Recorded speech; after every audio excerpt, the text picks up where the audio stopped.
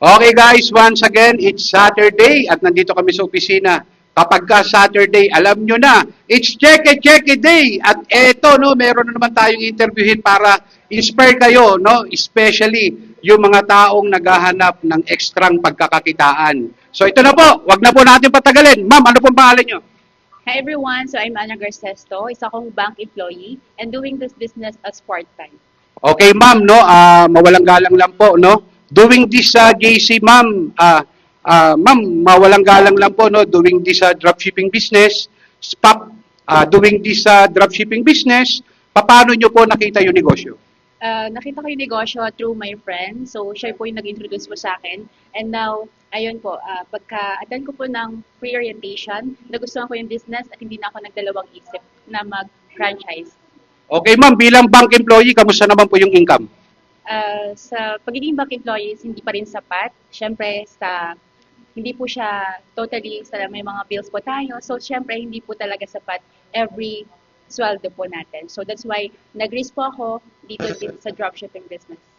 Ma'am, saan po kayo dito nakatira sa Pilipinas?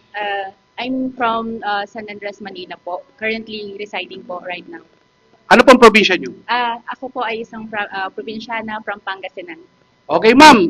Ito na po, ma'am, no? Ito na po, no? I-reveal. Okay lang po ba? I-reveal na po natin. Magkano na po ang Okay lang po ba? I-reveal na po natin. Magkano na po ang total income ni Miss Anaya? So, doing this business as part-time, as bank employee, kumita na po ako dito ng 250,000 po. Hindi.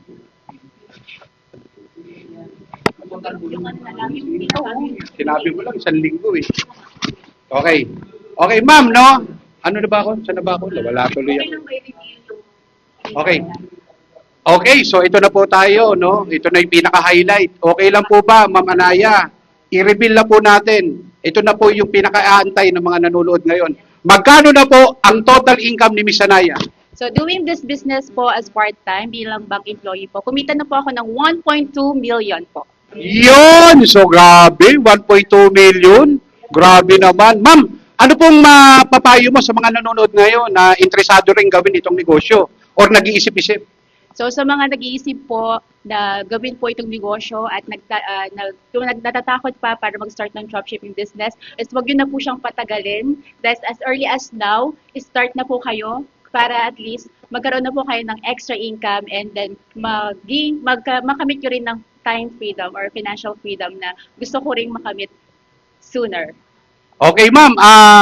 Nung ginawa niyo po ba to, tinulungan ka po ba ng mga tao na nag-introduce sa'yo ng negosyo? Yes. Dito po, yun po yung maganda sa business kasi very supportive po yung mga community po.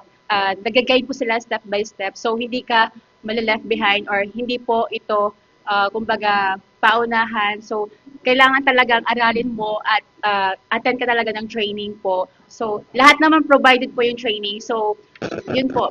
Matututunan mo talaga siya step by step. That's why kumita po ako ng 1.2 million sa tulong po ng aking mga mentor po or mga coaches po.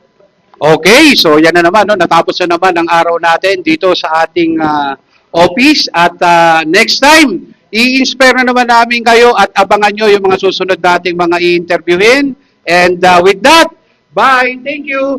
See you in my inbox!